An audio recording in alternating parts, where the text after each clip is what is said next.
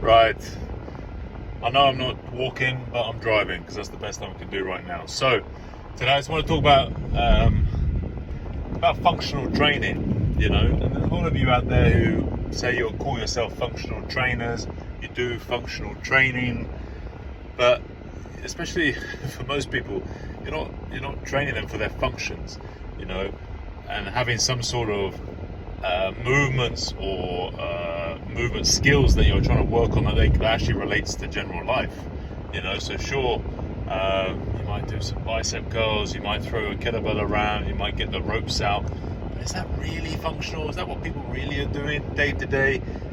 Picking up ropes and slamming, smashing them up and down. Not really. What are some of the skills that are actually functional? But that really depends on the person in front of you.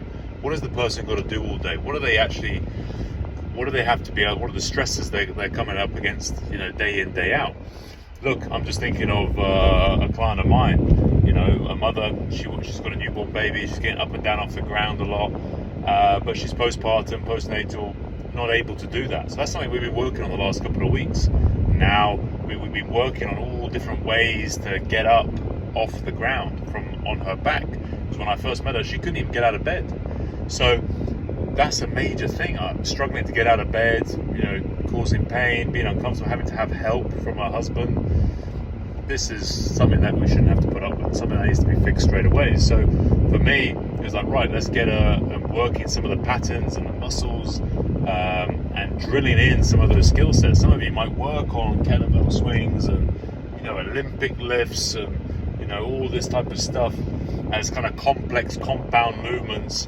For me, a lot of people don't spend enough time just working on some of these basic skills that we take for granted all the time, which is get up, just being able to get up off the ground and get back down on the ground. This is a life skill. It's something that you need for forever. And this is where when I used to train a lot of elderly people back in the UK, and have trained in the past, it's a simple skill that they can't even get up and down off the ground. So if you ever have a fall, anything ever bad happens, people are stuck. They're grounded, literally, and they can't move. So being able to push yourself up, being able to roll, being able to bridge, all these positions are then transition movements to be able to then get up from that. So these are little things to think about. And this is a big thing, a big skill. Often if people have had cesareans, from that type of side of things, from the postnatal.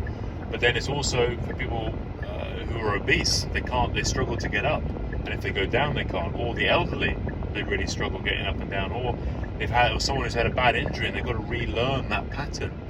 This is part of the rehabilitation process. So many people skip out this thing. They work on just strengthening the isolated areas.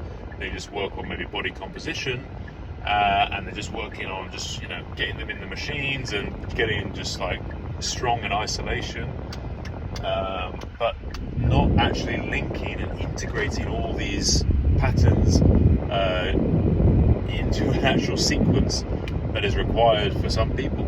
So look, have a think about it. It's part of my assessment.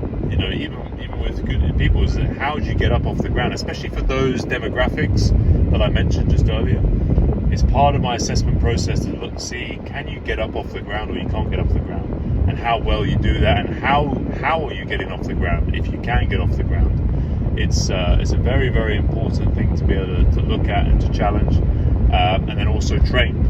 It's a skill at the end of the day, and some of these skills are more important than just being able to clean and jerk and kettlebell swing and everything else, which are not that important, especially in the moment. Then maybe later on, once you can do all the basics, then we can start looking at adding in some of these bells and whistles and flashing lights and such. So look, keep the main thing.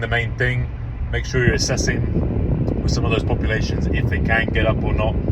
Listen to people. A lot of people say, I'm struggling with this, I can't do that, I want to be able to play with my kids or my grandkids, and then work on some of those seated patterns, things like get-ups, whether you do the Turkish get-up. There's loads of different ways to get up and be able to progress or regress from there.